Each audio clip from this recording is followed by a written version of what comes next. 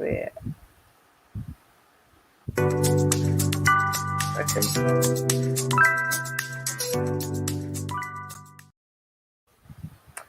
Good morning, everyone. Welcome to Keeping It Real with Marie and Lionel. How are you today, Lionel?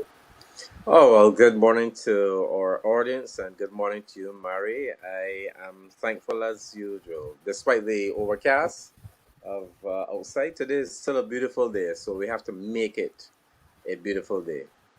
But I'm happy that we're getting an overcast sky because it's going to help us with the rain. Oh, we need the rain, not only Mm-hmm, mm-hmm, for to wash away the ash, but also to water the mm-hmm. plants so that we can get some beautiful flowers, some fruits, some vegetables. Life is a cycle and life is a season. That's right. That's right. That's right. So I look And at these as showers of blessings. that's correct. And I know that with this coming on, we have what we call washing away of the ash. Remember, everybody was complaining about the ash dust, and they were Hmm. complaining, "Oh, I gotta be cleaning," and da da da da da. And now we've got the rain. We don't only need it to wash away the ash. We definitely do need it to fill back up the reservoir because all of Correct. the Yep. ash, a lot of people were washing down and power washing and all those different things. Yep. So Correct. Hmm. yeah, sadly enough, though, I think last week, just before the weekend came in, St. Vincent did get more of a downpour than we did, and of Oh course yes. they have more Yes. vegetation. They had And they're like us. very hilly. Hmm. They have the pandemic like us, but they have the volcano and the ash. We got the ash. We only got a drizzle of the rain, Hmm. but they got the whole downpour of the rain. Yeah. I saw boulders. There were mudslides. So they have not been having it easy. But one of the things No, about the rain, even here in Barbados, for the downpours that we have had, which is a very good thing.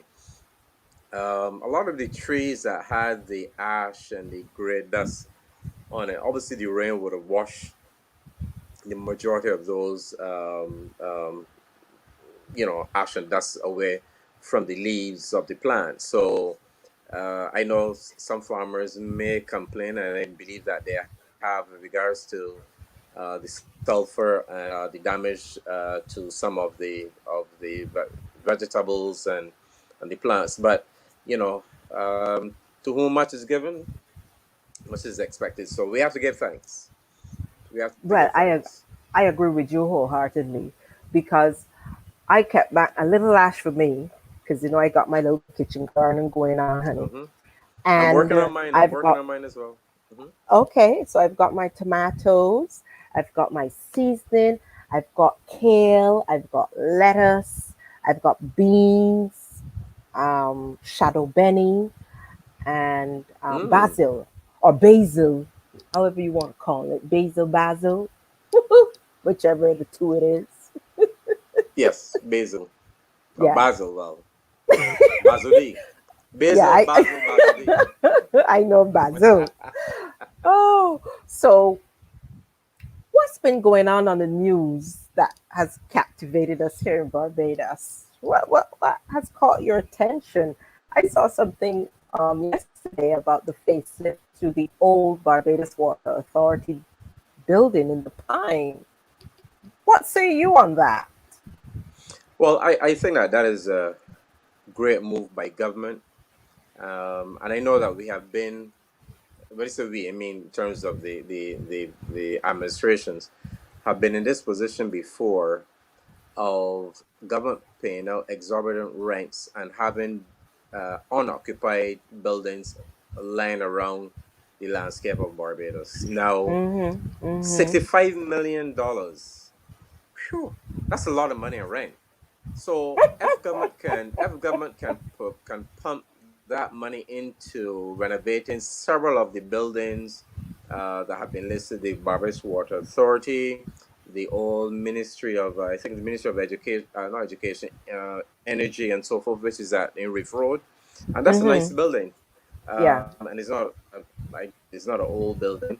The ones in Mm-hmm. Country Road, so there's several buildings around Barbados that are government owned that needs to be refurbished that can house the staff.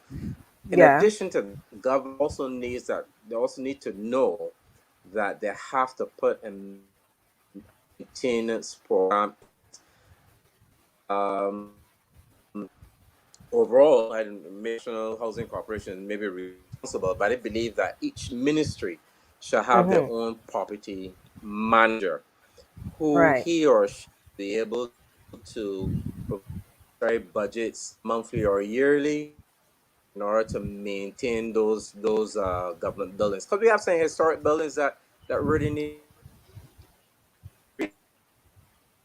of health out there in those old soil stone buildings, older than maybe you and I put together, Yeah. Yeah. needs to be refurbished.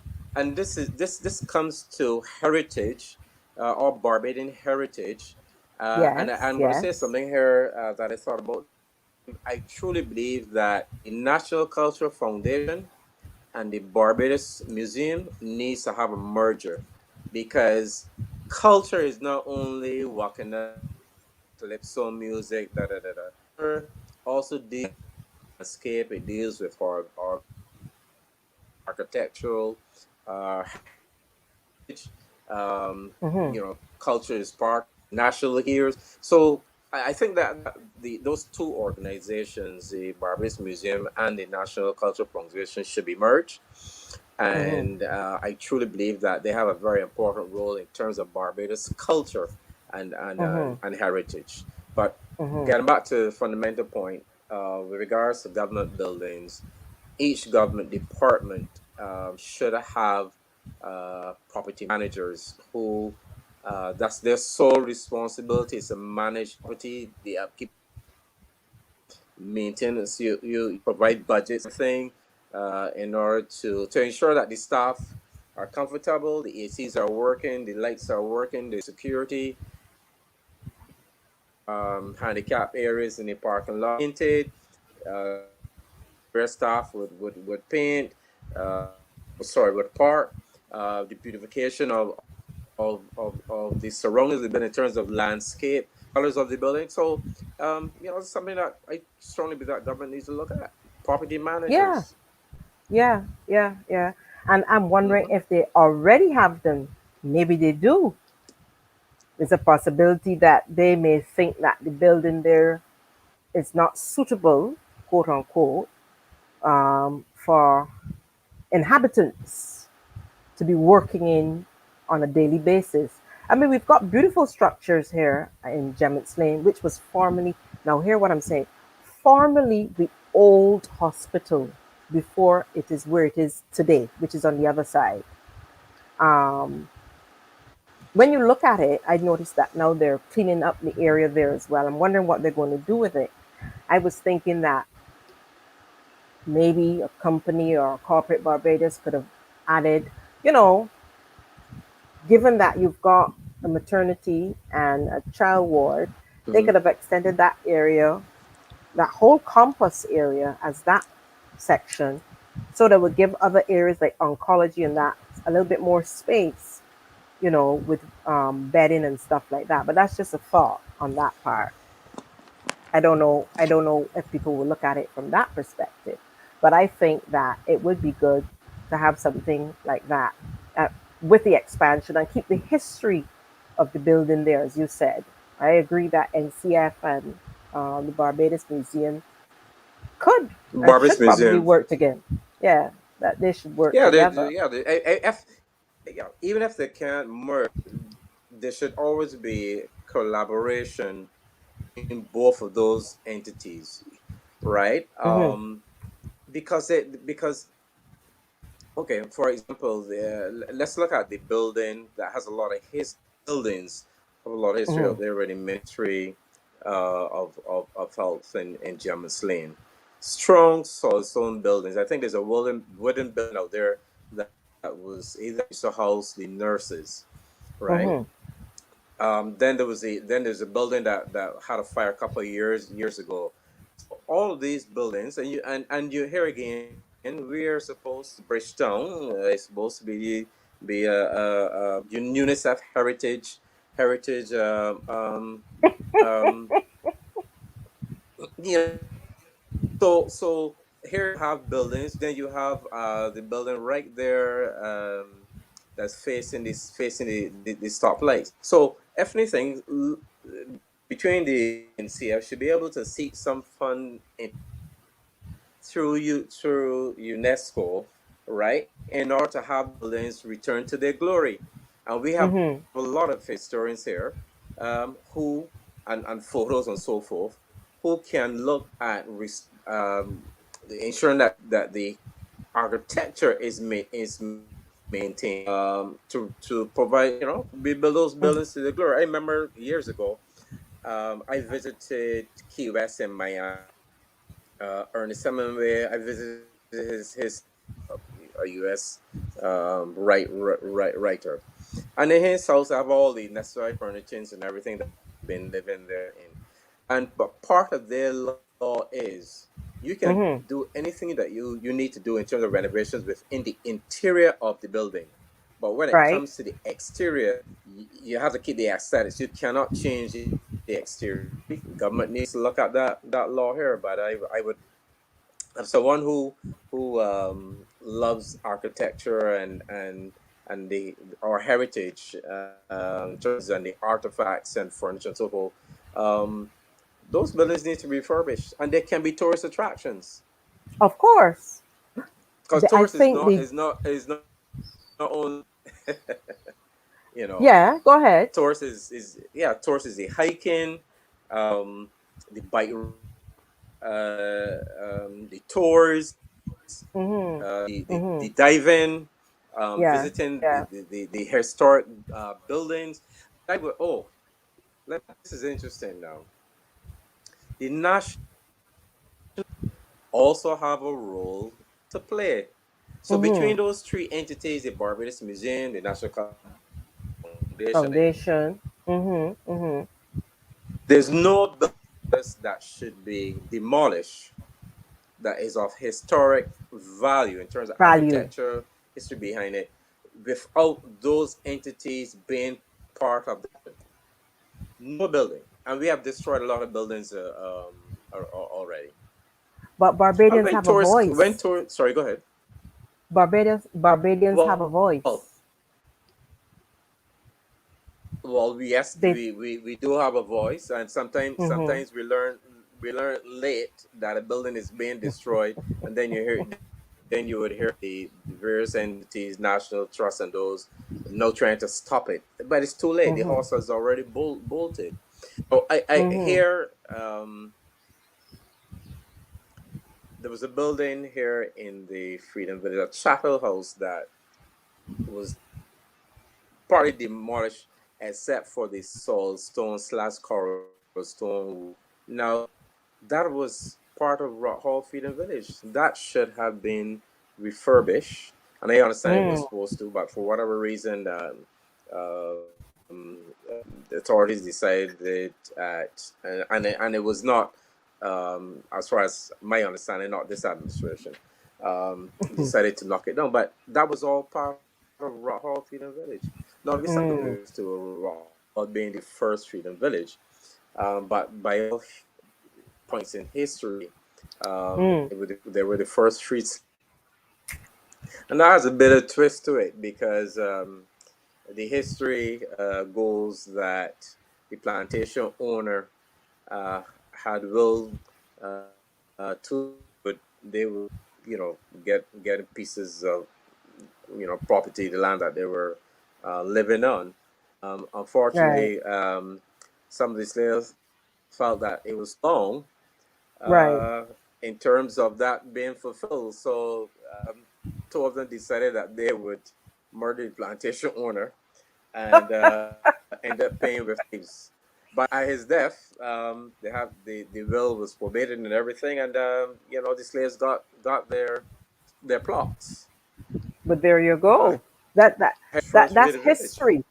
We should have our own Yes. history class on the morning. And Barbados is very rich in history, as very, very rich in For, history. and for people who don't know, Barbados has the third oldest parliament in the world. And we also Yes. have, I mean, we have the first of everything. We have the world's greatest cricketer, Sir Garfield St. Auburn Sobers. We also Yes. have the best and the oldest rum in the world, Mount Gay. Yes. Okay? Mount Geram. So, Correct. we, what else do we have that shows the world? I mean, we're only 166 square miles. We're just a dot on the map. And for such a little island to have so much, it says a lot about us. But I think, again, as you said, a lot of the folks don't realize the detrimental acts that they perform that kills our history. So then when we Hmm. get upset about certain things and we telling the people, well, you shouldn't do this and you shouldn't do that, they don't really understand that we had a beginning and it's still a journey. It hasn't finished altogether, you Yeah. know. So that's a bit hard, when Yeah. you hear and We see these things. with persons Mm-hmm. who would have those But some, yeah. and we are being blessed with good parliamentarians, good prime ministers, good corporate citizens. Mm-hmm. I think Sir Courtney Brown was the last person to pass away, who was the former governor of Central Bank. Yeah. But a lot stems from our education as well, which because we don't have bauxite, we don't have gold, we have oil, yeah, but nothing we're to shout about. Um, Yeah. we don't have diamonds, so our resources, as all everybody knows, is are our people, and Yes. education plays a very, very, very, very, and I things to emphasize the importance Mm-hmm. of education is what we have to hold on to. We have Barbadians throughout the world, exceptional in some of the top Positions. orgs throughout the world. Um, Yeah. we are hoping, with regards to this situation with an issues with CXC, and Mm-hmm. I heard Paul Amor speaking yesterday along with his student.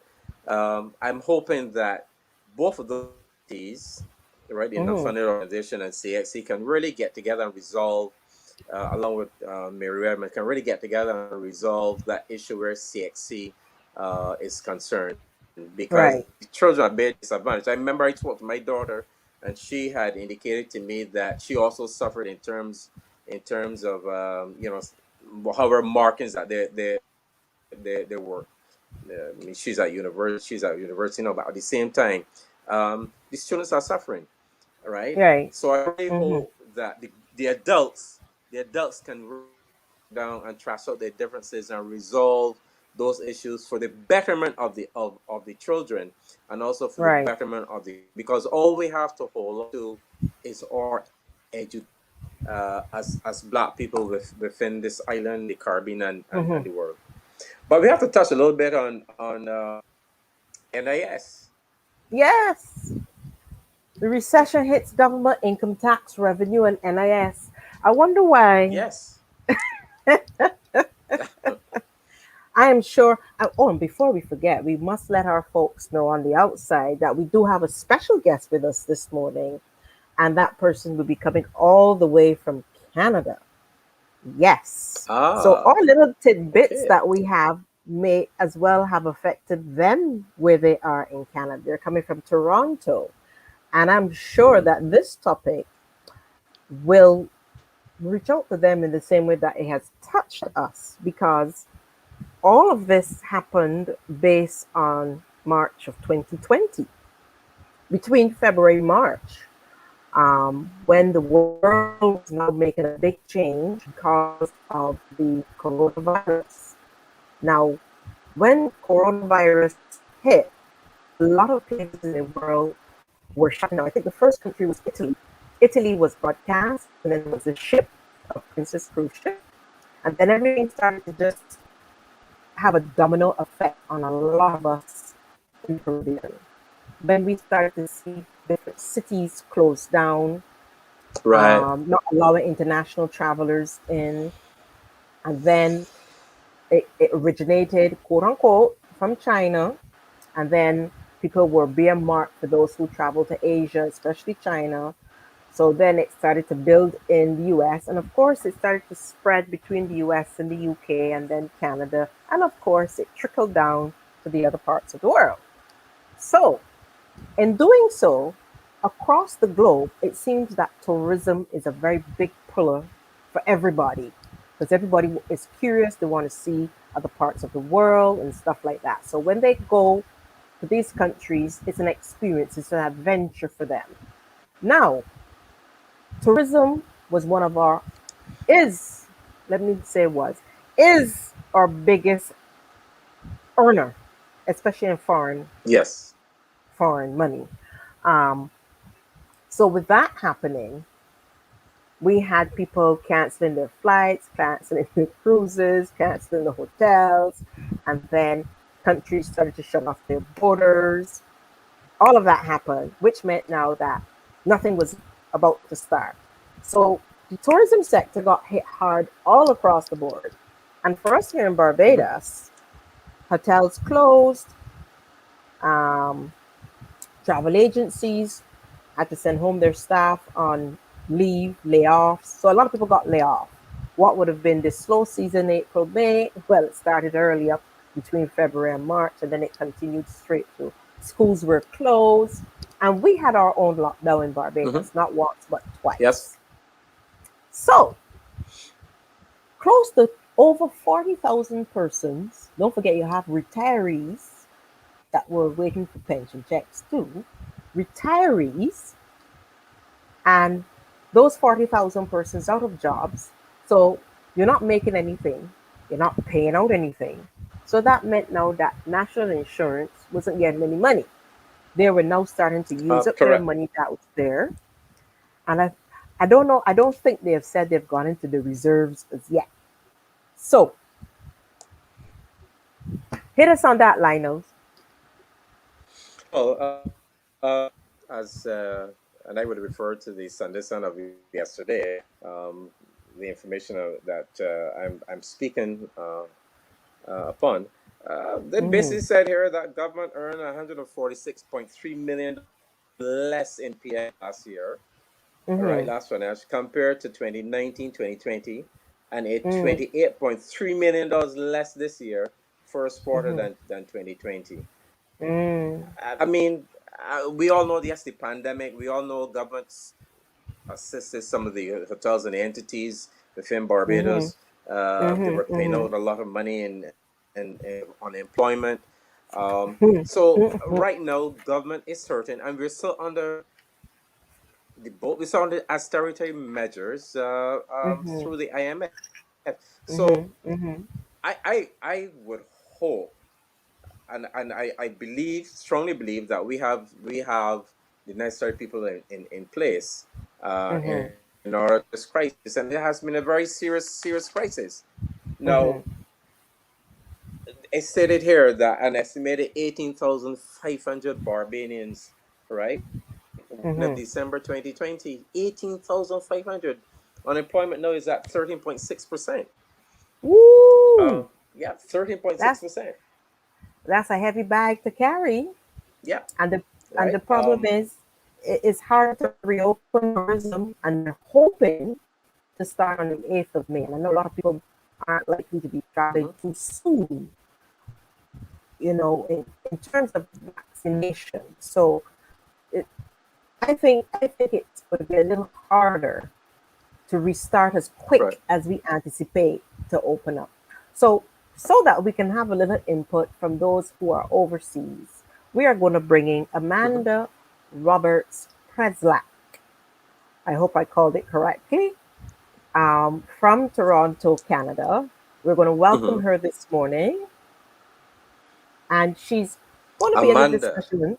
Amanda, she's going to be in the discussion with us. We're going to touch base on one or two things, as well as the fact of what's happening on her side, and we're going to debate and discuss other things. We're going to learn a bit more about her as well, and also we mustn't forget that this month is also Child Month, as well as Mental Health Month. There's a lot of things going on, so let's welcome Amanda.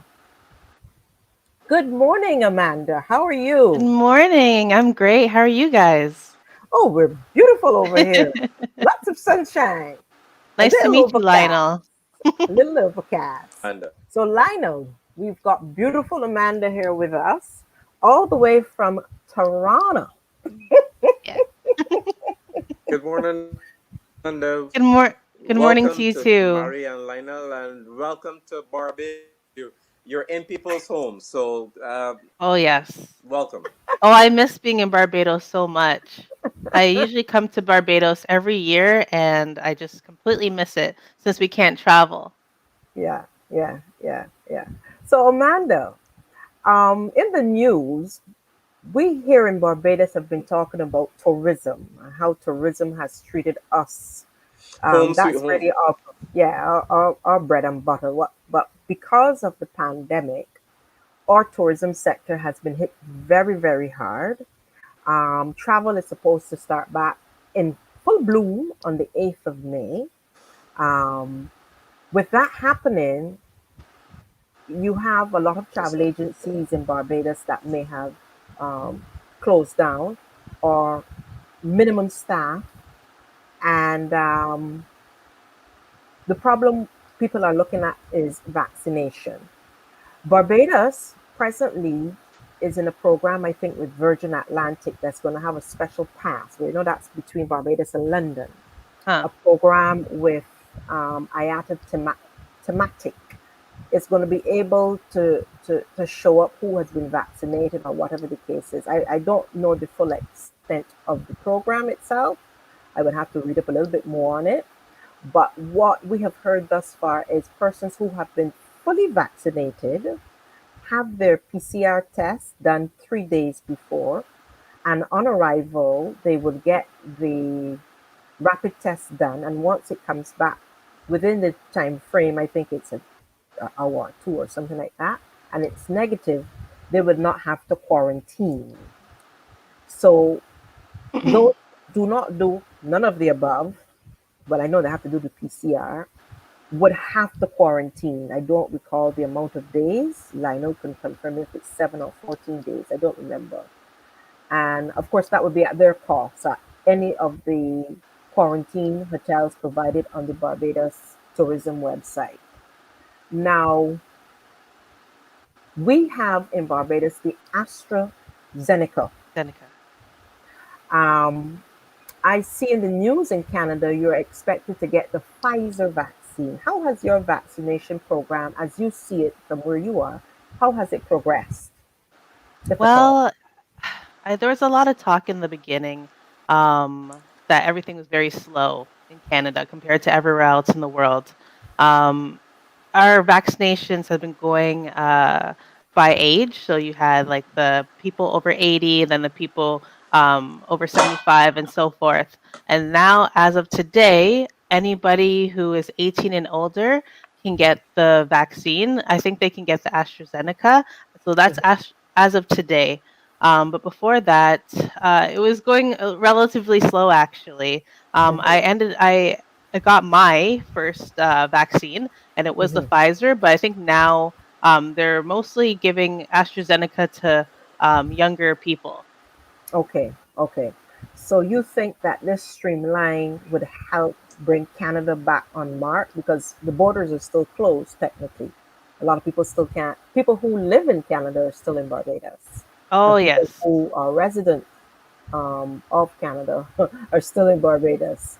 So do So you see it mhm. reopening? Well, the last thing that I heard from somebody that wanted to travel recently to Barbados is that you do on the website it said that you had to have your full vaccine to come to Barbados. But I'm not sure if that's 100% true, Yes. but Hmm. it is true, right? Yes, yes, yes. Um, and that's really difficult for people here. The person I'm speaking about has a mother in Barbados that turned 100 years old this Hmm. year and would like to go see their mother, Hmm. and tried to get an emergency second vaccine. So they got their first and they're trying to get their second so they can travel to Barbados. And it's just not possible. Um, Hmm.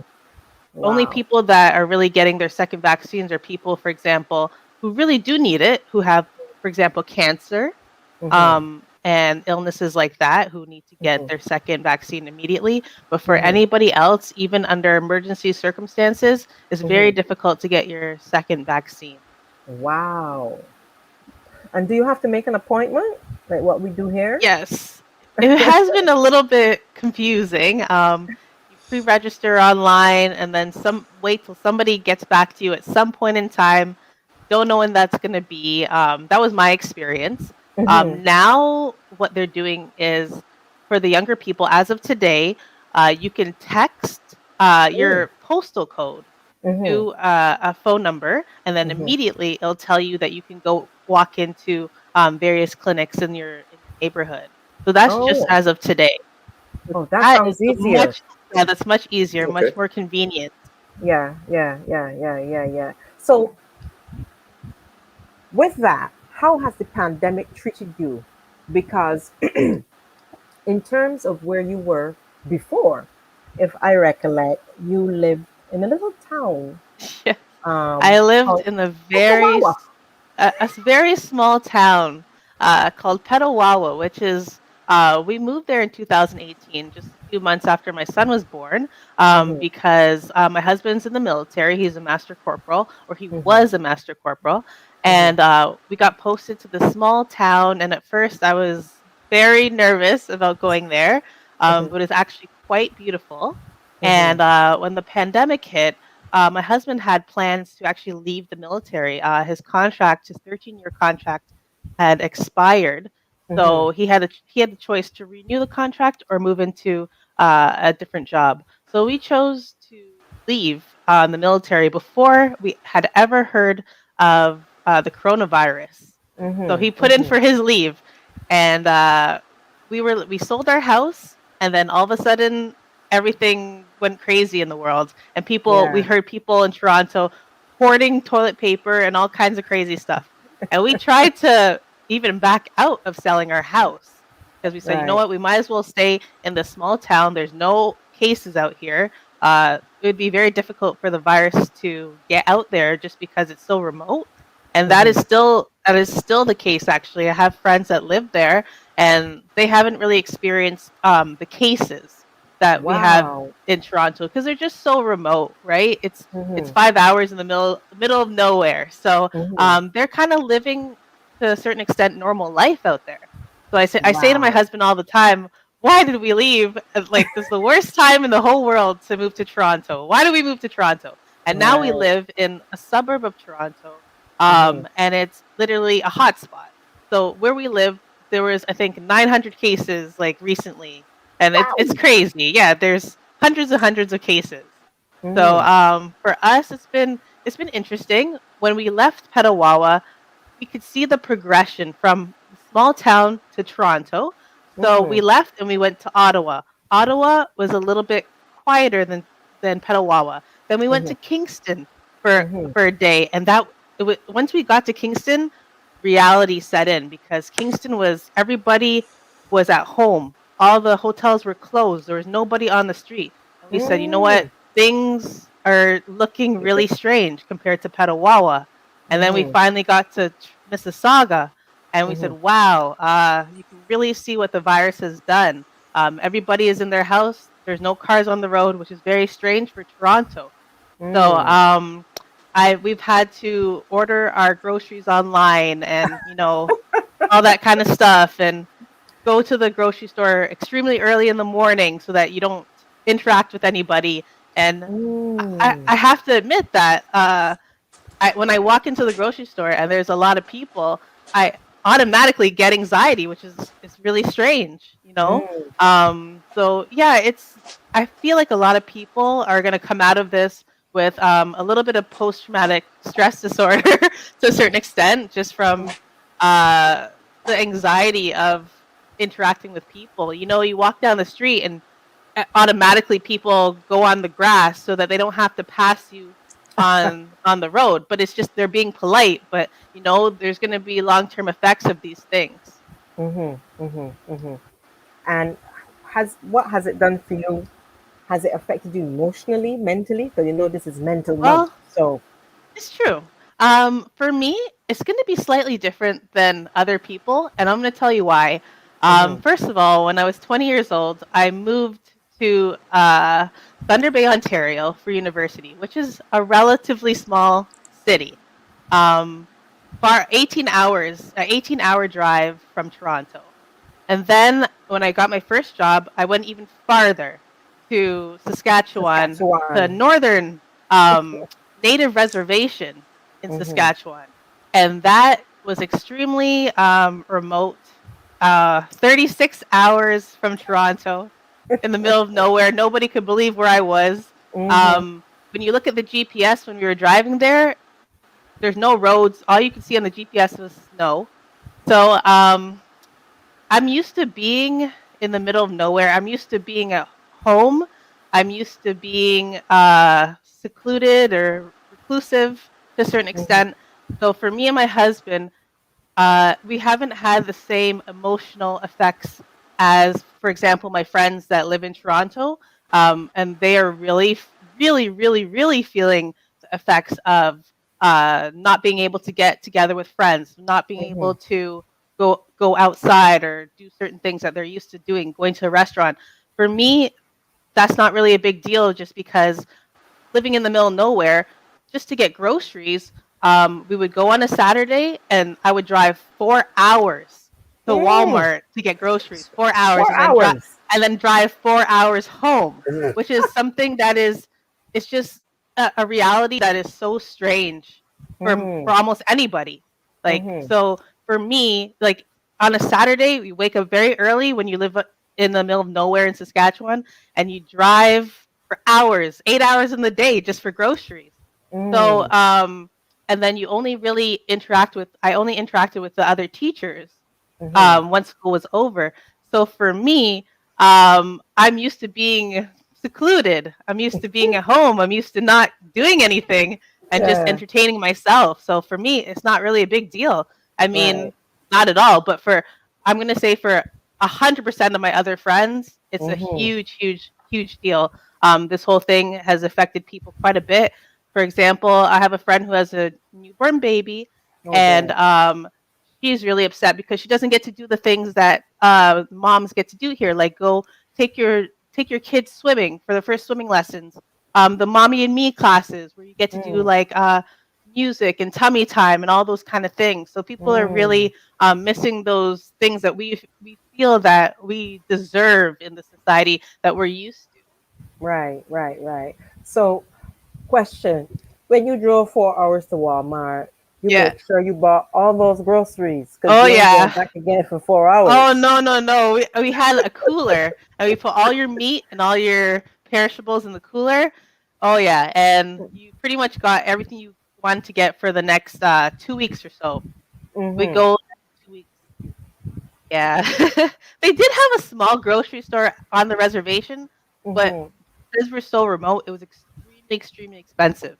Yeah. Yeah. So we weren't buying anything from there. So, folks could understand, Saskatchewan Yes. is in Canada In Canada. and it's an Indian reservation. Reservation. Well, Saskatchewan is a province. Where I Mm-hmm. was teaching was in northern Saskatchewan, in the Mm-hmm. middle of nowhere, Mm-hmm. on a native reservation Mm-hmm. Mm-hmm. with the most beautiful, wonderful people. Mm-hmm. Mm-hmm. Right. So, give them a little history on what Saskatchewan is. Well, I've lived in two places in Saskatchewan, two different reserves. Um, Mm-hmm. where I first went was somewhere called Stanley Mission, Mm-hmm. and this type of indigenous people that live there are called Northern Cree, or sorry, Woodland Cree people, and Mm-hmm. they do a lot of hunting. For example, um, on my first day of school, I was initiated in the school gym with the elders, Mm-hmm. and they presented me on stage. For example, at this time, I was actually a vegetarian, and Mm-hmm. they brought me up onto the stage, and they presented me with beaver, Mm-hmm. and I had to eat it. What? So in front of everybody, and I hadn't even take eaten a morsel of meat since I was 12 years old. So in front of everybody in the gym, I just had to say, yeah, "Oh, this is quite good." It was very chewy and meaty, but yeah, they eat beaver, they eat moose. Moose is pretty much like our pudding and sauce is their moose. So that's their delicacy out there. And you know what? There was a day that I thought that the cameras, the TV and the cameras were gonna pop out and say this is a joke because a teacher one day after school, in my first week of school, said, "Hey, come with me for a walk after school." So I said, "Okay, pick me up." Picked me up, and we went to the forest. She took out skiing poles, and I said in my head, I'm like, "Why does she have poles? What's that supposed to be for?" And so we started walking through the forest, and she started walking really fast. And all of a sudden, she was like a kilometer ahead of me, and I'm just like struggling to keep up. And we're going on a serious hike.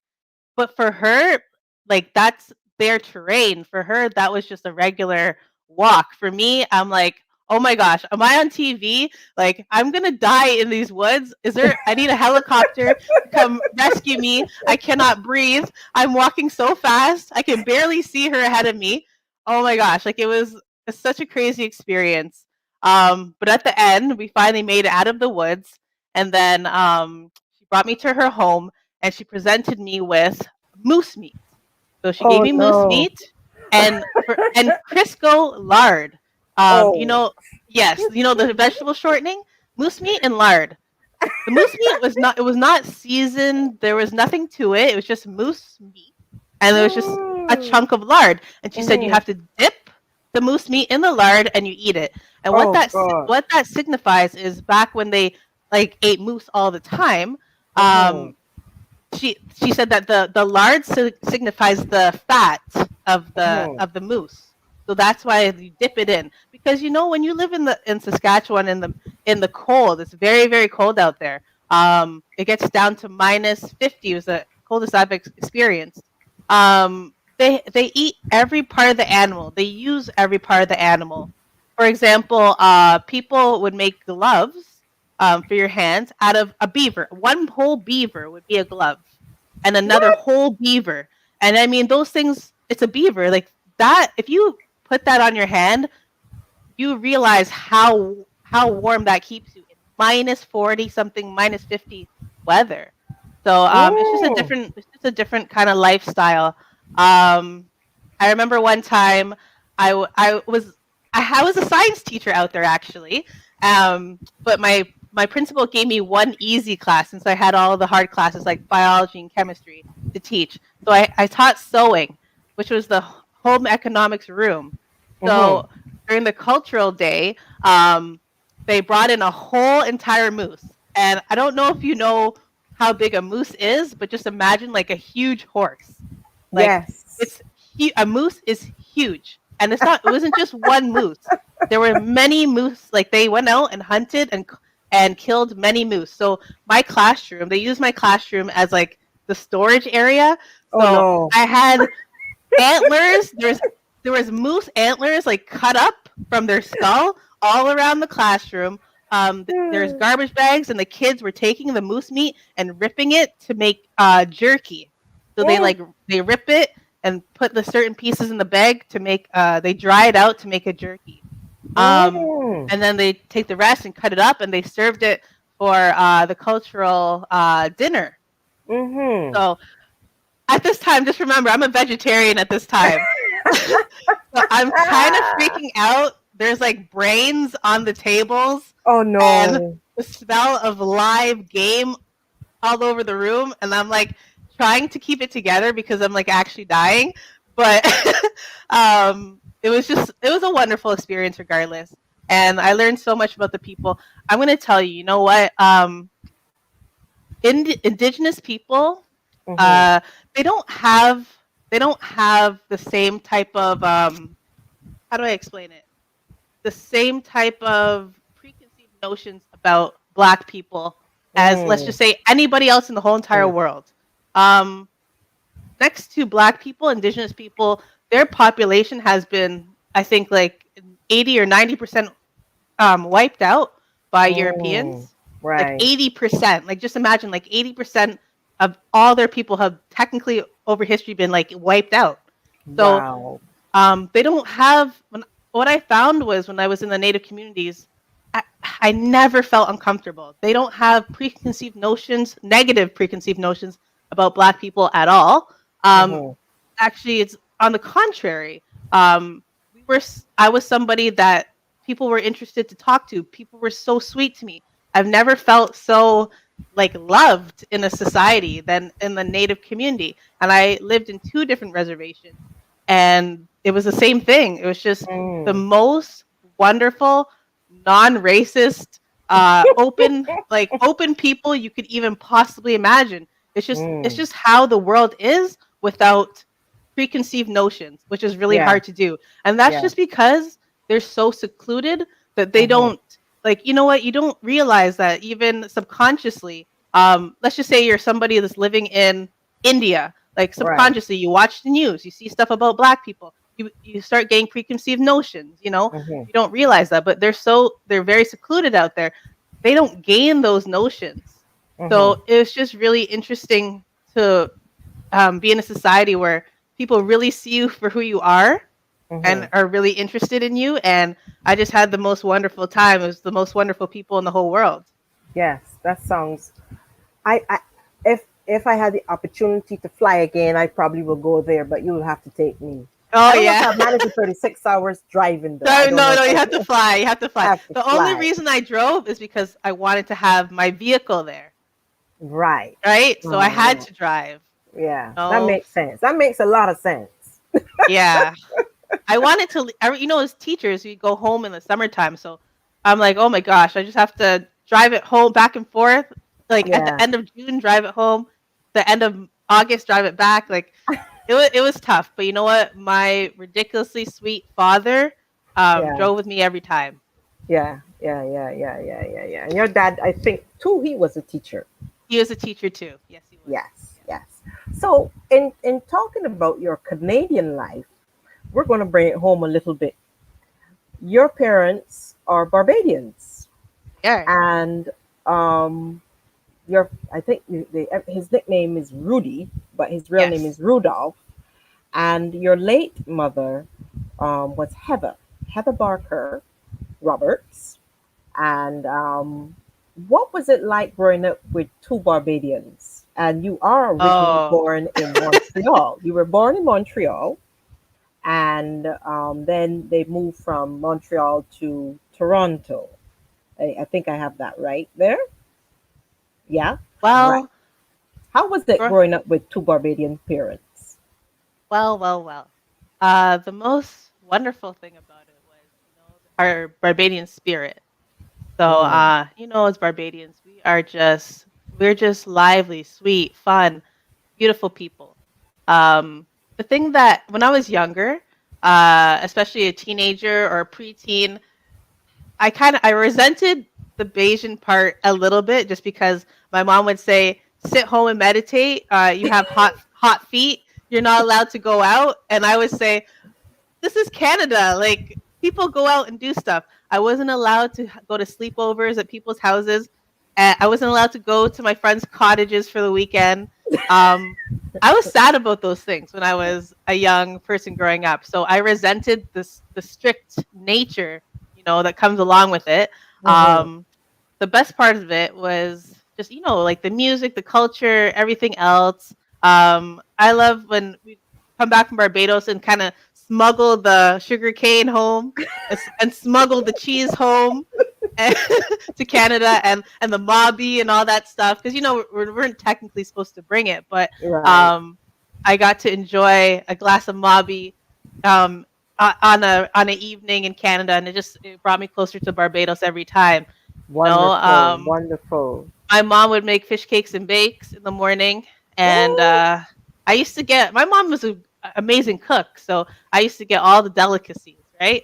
The Where thing did I where didn't. did you think she got that perfection of cooking Oh, from? if you only knew, if you oh, well, you do know, but if you do know, but if the public only knew, uh, the most amazing people that have ever walked this earth, my grandmother, my great grandmother, Yeah. um, just the most amazing, amazing, not just women, people, uh, Yeah. in so many different ways. Yes. The most I can't explain it. The cooking, as Bayesian people, I wake up in the morning in Barbados. My gran is like cutting beans and doing all kinds of. She's starting at like 7 o'clock, 6 o'clock in the morning to cook dinner. Like people don't do that in Canada, so the food is gonna taste amazing. Yes. So my mom, she kind of scaled it down. She didn't start that early, but she did the same things that her mother and her grandmother did, and she made the most amazing food. And Yeah. but the difference is, my grandma worked in Barbados, but Hmm. my great grandmother, she was older, she's probably retired since I was born. So there was always somebody cooking in the house. With my mom Definitely. in Definitely. Canada, Yeah. my parents divorced when I was 12 years old. So Yes. my mom had to work every day. So we didn't get to sit down for like those nice meals every single night. Sometimes she Hmm. would put a $20 bill on the stove and say, "Okay, order pizza for you and your brother," and we would Hmm. do that. So it was a busier lifestyle in Canada for her. I think it would have Right. been a lot different if we were still living in Barbados. Yes. Yes. Definitely. Definitely. And a lot of people, I would have to say you came from a rich, not rich in money, but a rich, loving family. So when you speak of your grandmother, your great grandmother, she was one of the many centurions in Barbados, the late Hortense Thompson. So the thing about it is it was not only rich in love and history, but you had the opportunity to state that you had, well, not one but two, because I think it's your great grandmother or your grandmother who just turned 100. My grandmother, my dad's mother, also just turned 100. So Right. my great grandmother on my mom's side was 100, and 100. now my Yeah. grandmother on my dad's side just turned 100. So you see, you got 200 years of history there going on with Yes, I you. do. 200 years of history going on with you. So that is something beautiful. Now, one of the things that would have hurt many of us would be the loss of your mother. Heather Barker Roberts was a beautiful individual. Growing up with her was loads of fun. She was always straight to the point, and she never hid anything. She always spoke her mind. The thing that would have shocked a lot of us while hearing her story is when she passed away from cancer. You can probably allude a little bit more on the type of cancer and what it was like for you, watching your mother progress. But I know when she passed with a smile, because she was never a person to be down. If I recollect, her son's wedding was streamed for her while she was in Canada, and her son got married in Barbados. Actually, I think he celebrated his anniversary on the 1st of May. So you can just talk about that, because I think Lionel can add a bit on that, because he himself would have experienced um, that loss. But to try to understand how cancer is, and to advise persons what they should do, and if someone has cancer, the type of support they will need. I have so much that I can say about this topic. The only problem is that it's so extremely difficult for me to talk about this topic. So Yes, in in a a perfect nutshell. in a nutshell, I'll try to say, um, It's literally like when you're the caregiver of somebody, like for example, I was a caregiver for my mom while she had cancer. It's literally the most rewarding and the most like it's just the most traumatizing job that you can even possibly imagine. Mm-hmm. Towards the end of her life, I stayed in the hospital with her for 30 days. She was in what you call the hospice. Mm-hmm. And I slept on a bench there with her in her room. And every morning I'd wake up, look over to see if she's still breathing. And Yeah. when we were living in that hospice, I didn't leave it for 30 days. So I felt like the outside world just didn't even exist anymore. Yeah. And I would meet people in like the communal kitchen. They Mm-hmm. would come in, tell me their story of their loved one. Their loved one would pass away, and then they leave. And then Yeah. my mother was still there. She lasted 90 days without food or water.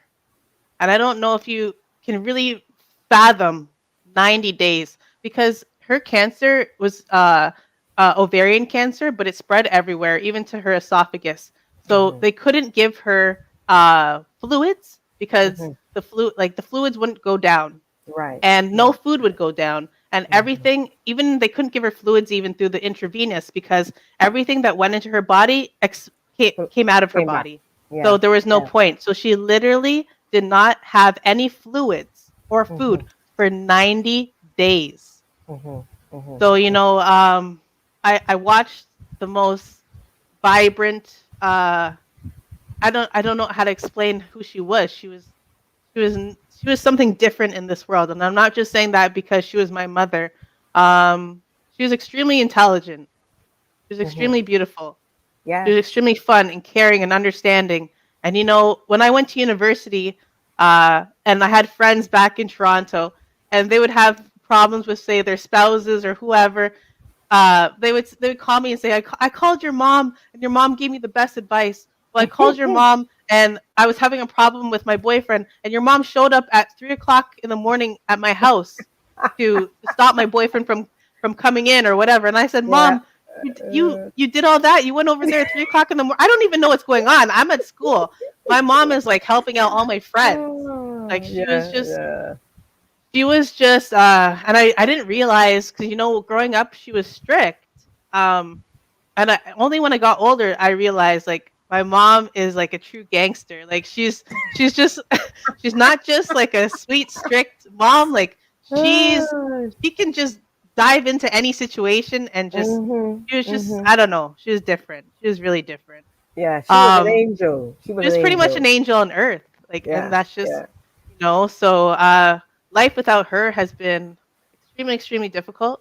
Mhm, Uh Actually, I was living with my husband in Kingston, Ontario, um, in 2016. Like my mom mhm, passed in 2014, and mhm, I cried every single day of my life, to the point where my tear duct in my eye started backing up, and I had a big thing here in my eye, just from crying every single day. And I said, you know mhm. what, I need to somehow get out of this depression. Like I couldn't escape it. Um, Yeah, when my mom passed away, I had to pack up her house while she was yeah. still in the house, while she was still living, because we couldn't afford to pay her mortgage when she was gone. So I had to pack up her house, like essentially act as if she was not even living anymore, and put her three things in Goodwill because I didn't have space for them in my house, and had to do all those things by myself, because my parents were not together and my mom was single. So Mhm, there's a lot of things, a lot of traumatic things that I went through. So um, I just cried every single day, and you know what? I said to myself, my old principal from when I was living in Saskatchewan contacted me, and he said, you know what? Come back to Saskatchewan and teach. Um, there's some kids out here that are really troubled, and they need a really positive person in their life. And I was living a comfortable life, like in Kingston with my husband. Like I didn't need to really go anywhere, but I said to my husband, you know what? I gotta go for a couple years.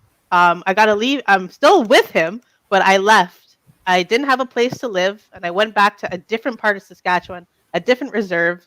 And you know what? It healed me to a certain extent. Um, when I got there, just the love and being with the kids and just giving myself into my profession, teaching, it it stopped me from crying every single day about the loss of my mother. Um, and it put me to the point where I could actually have my son, because that was something I didn't want to bring a child into the world, and still be like clinically depressed. You Mhm. know, I couldn't, I Mhm. couldn't, I couldn't fathom bringing a child into the world and being so depressed. So Yeah. I healed, and in 2018, I got pregnant, and then I had my son, and I moved back to my home with my husband, and the rest is history. Yeah. In terms of my mom's sickness, in terms of cancer, you know what?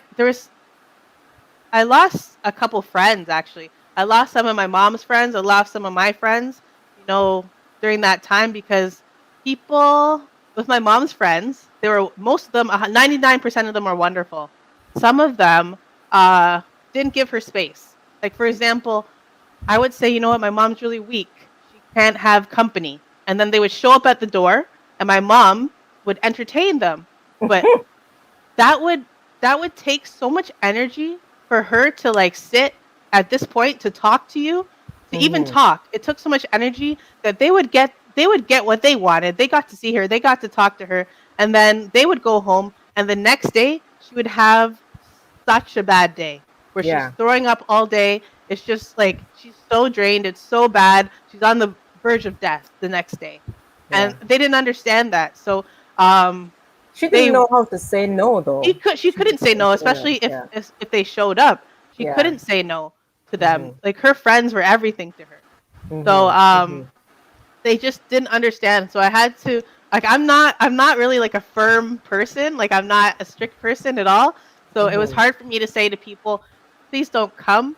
Like it's hard for me to say that to people, because people took it personally. So like I said, uh I lost like some aunties, you know, as a result of Yeah. that. They just never contacted me since my mom passed away, which is Mhm. unfortunate.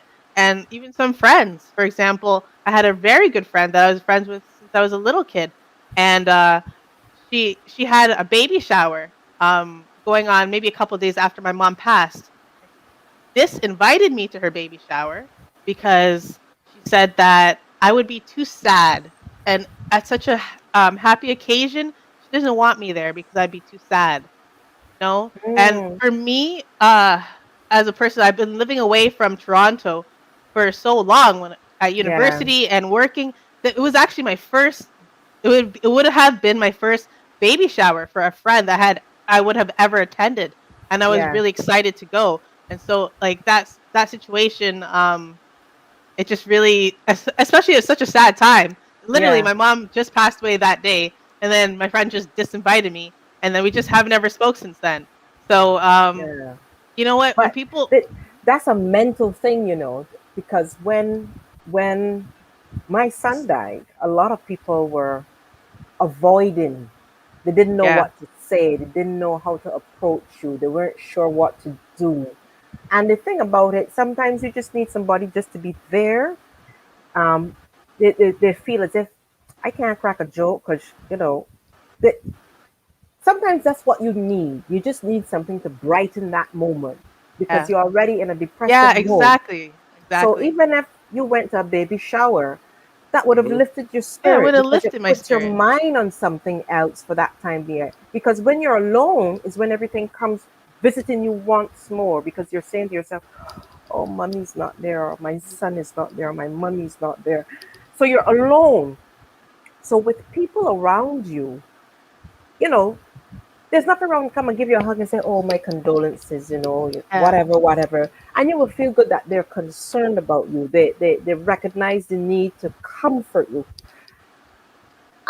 I don't know. I think they need counseling. yeah, Because then exactly, they turn around and say that you exactly, need counseling. But exactly, it's really exactly. that you're supposed to be reciprocate on the other end.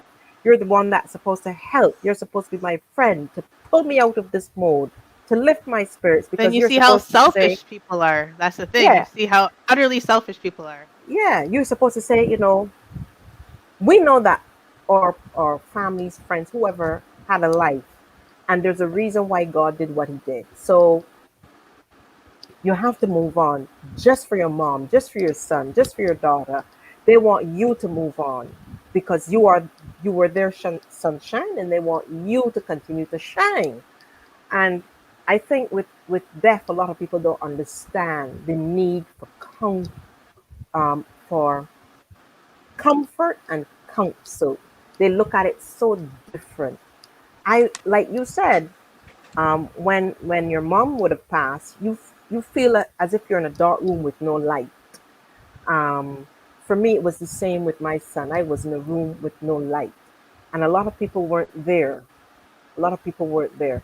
Only your family or your closest friend who deemed themselves to be your closest friend was there, and you felt so alone, you know. And even though you would have been grieving, not forgetting your brother, he would have been grieving differently as well, in comparison to your grieving.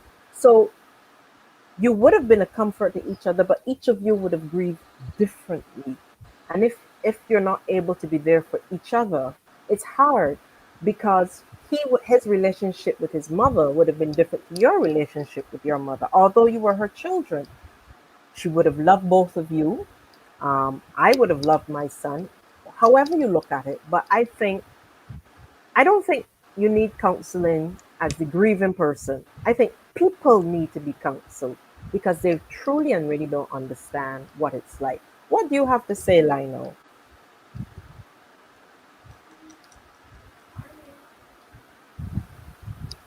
Are you hearing us, Lionel?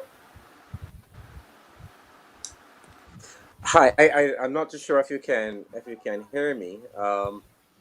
But in terms of sharing Amanda's experience with her mom, I also had my experience with my dad, where cancer was concerned, and looking after him was not an easy task.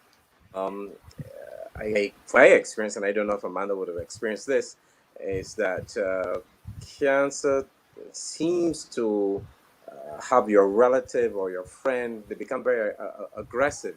Um, so similar experiences, you know, you look after your relative, or if it's a friend, but it's not an easy task looking after a cancer patient. Hence the reason why you need that support Right, right. from friends and relatives to help you get through that period. You know, they normally say that you know, when you're in it is when you actually feel it. My dad was a strong guy. He had cancer for about what, 10 years, Hmm. but eventually it progresses and it makes you weak. Sometimes and so you're not able to walk. If it's in the bones, that is very critical because you don't have to fall. You know that they can seriously injure themselves, and they do need care, especially if they're bedridden or wheelchair ridden. Um, but it makes you a strong individual. It makes Hmm. you aware Hmm. of the family and friends would have gone through with relatives and so forth that has cancer. Hmm. Um, but it's happy. I'm happy to know that Amanda could share that experience throughout the world. You know, every day, families and relatives and so forth have to deal with cancer patients. Is there a cure? Is eating naturally more grown provisions, more fruits, more vegetables? Is that it? Before all the chemicals and everything that those preservables are sprayed with, is there a cure? Maybe eating a different diet might be able to assist if it's in your genes, because all of us has cancer based on what I understand. It's just that sometimes what we eat can increase the cancer it develops.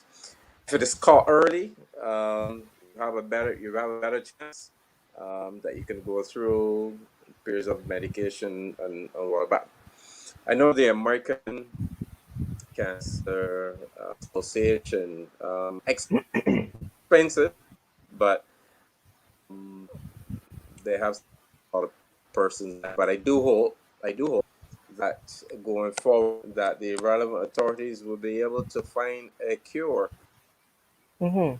Mhm. Yeah. I think for it's going to be. cancer. But thanks for sharing that,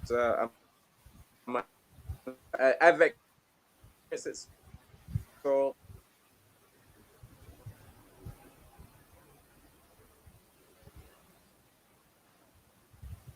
We lost Lionel there, and he's going so good. I know. I'm sorry that his father passed away. Yeah. Well, Definitely not easy. no, it's not. And the thing about it, cancer is spoken on, is spoken of, and we all have to realize that as caretakers, sometimes we need to be cared for as well. And a lot of persons who would have experienced the same thing you went through, the same thing Lionel went through, in the sense that they all know how you feel, or I think they would understand how you felt in that respect. And sometimes when you go through it, you have a better understanding of the individual themselves, because as you said, your healing process was when you went to Saskatchewan to teach again. And that was where you had that solace. And it goes back to when you started telling the story, in that you had a sense of comfort, you had a sense of peace, because all of the different things that were destructive were no longer around you. Those things were there to help you heal. The rivers, the forestry, those people were the ones to really help you heal. And when we talk about looking for individuals and friends to be there for you, that shows that they were there for you. And they weren't family, they were just there for you. And let's put it, they were there for you silently, funny enough. So it was good to know that that is how you were able to heal. Another thing I noticed with you is that you took up a little project, Yes, and your I project did. is baking. And I Yes. mean, a lot of things I see you put up now is, I don't know how you get it done. It is absolutely beautiful, beautiful. And for those who don't know, her son turned 3 on the 30th of April, and you might see balloons and everything behind. She made a beautiful cake. I was trying to pull up the picture here on the show so you could see it. Is all the cake gone? It is. Oh my God. So It we is can't all see it. gone. We can't see it. But she's doing some beautiful cakes with her time home. What made you start doing these cakes? Well, you know what? My dad's girlfriend, which she's a wonderful, lovely person. Um, her birthday was close to New Year's Eve, and so I Hmm. said, you know what? I'm gonna make a cake for her. The first cake I ever made, which was this past New Year's Eve for Uh-huh. her. Uh-huh.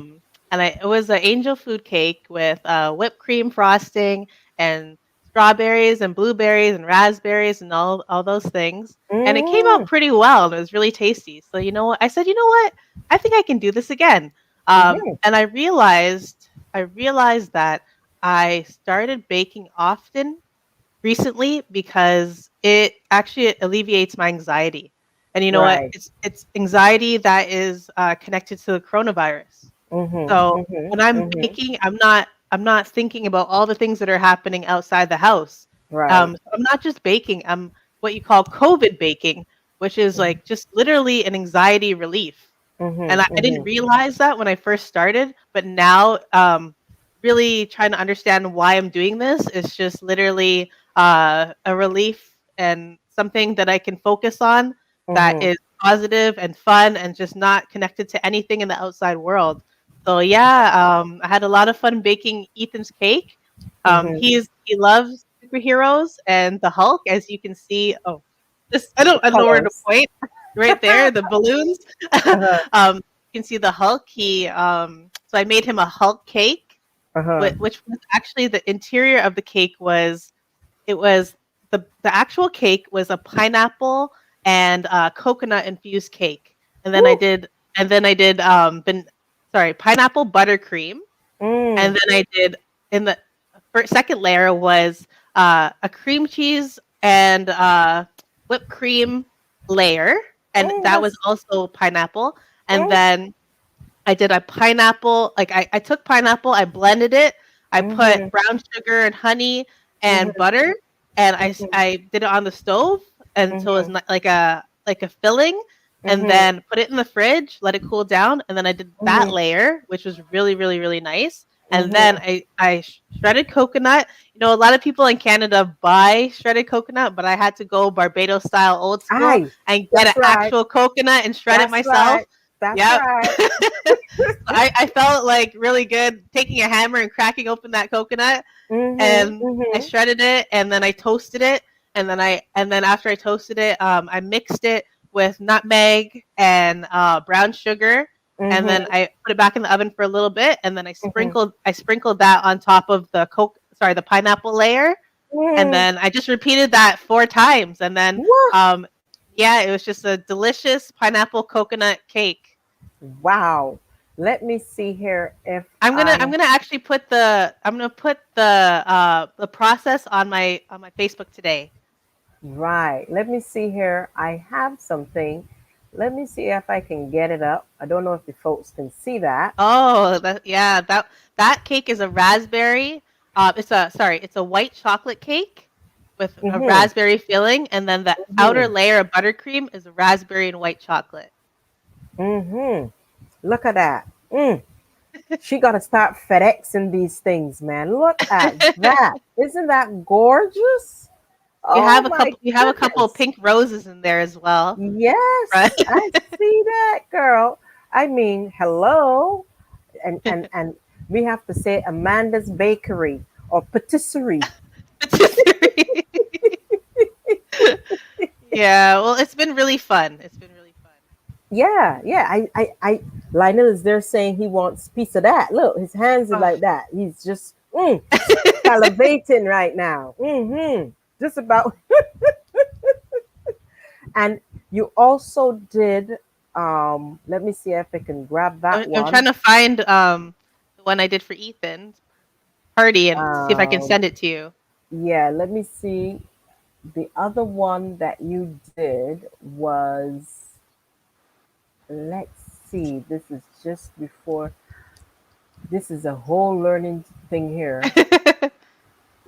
Uh, oh, I gotta hit here, share here. Let me see if I can grab that. And is it working? No, it's not working. There was one I had with a cake with for Easter. I think you Uh-huh. had it with Oh, bunnies. Then you you had the did bunny another ears. one. Yeah, and then you had another one saying Happy Easter. I Uh-huh, mean, uh-huh. you're doing a fantastic job. And as you say, Thank you. that's to help you with the COVID anxiety. And Yes. it's something good. It's something to pass the time because as you said earlier, you're not working and you're really a stay-at-home mom. That's the term that they use over there right now. And I'm a here, stay-at-home mom. I do have a what you would call a side hustle. I've had it for a long time, which is right, I do property management, but it's online. So right, let's just say you want to go to Florida. I have a couple properties in Florida that I rent out on right, Airbnb. So I've done right. that for many, many, many years, and I still do that right now. Oh, at But least you have, I, yeah. I still have that. It's small, but I have that. So that Mm-hmm, takes a little bit of my time. mm-hmm, But my regular teaching job, I was supposed to go back when Ethan turned 2. Ethan mm-hmm. turned 2, and then the pandemic Yeah, just went crazy. yeah. In Canada, you have a year. You have 18 months actually Mm-hmm, of maternity leave. mm-hmm. So I've been home with with Ethan and my husband Peter for those this whole time, and it's been pretty wonderful. But Mm-hmm. now he's back to school, so I think I can step back into the regular world again. And what was it like being home for the year with him?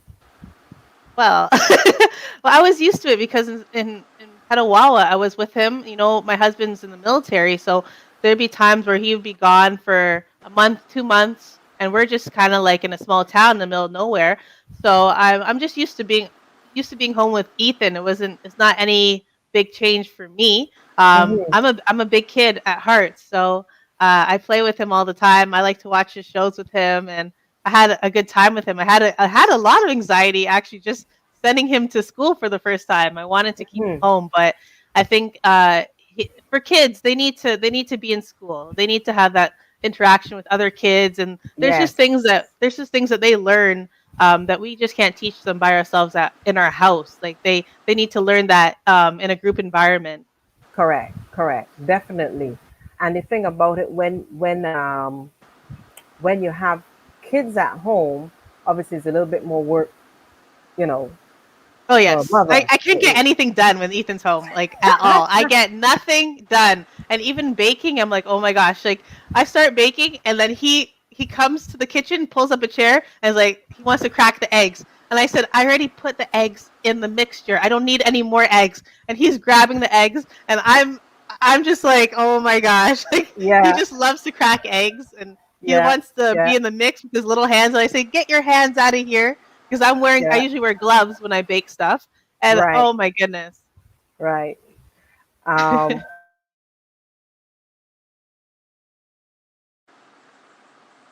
Oh, you put your camera on mute, I think. Sorry, I'm going to see if we can grab the last shot here. And let's see here. I think Lionel is having a good time because he's not managing this side of the picture.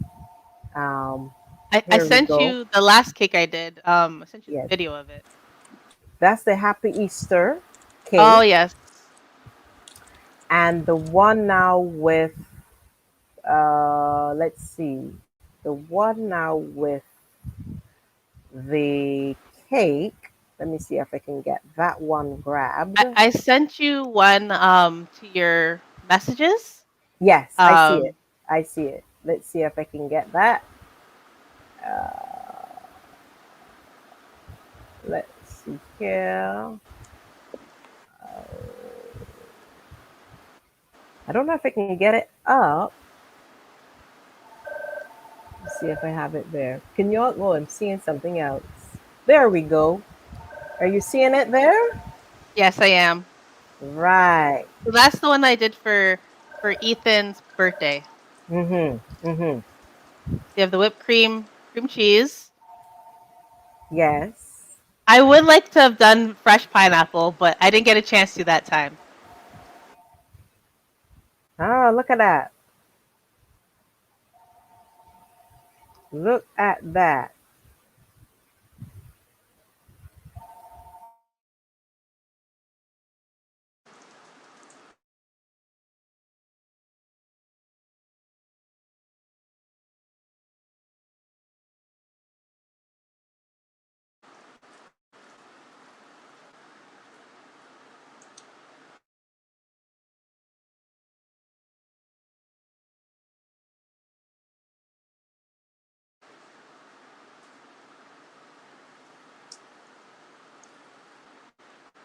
Yeah, so that was pretty much it.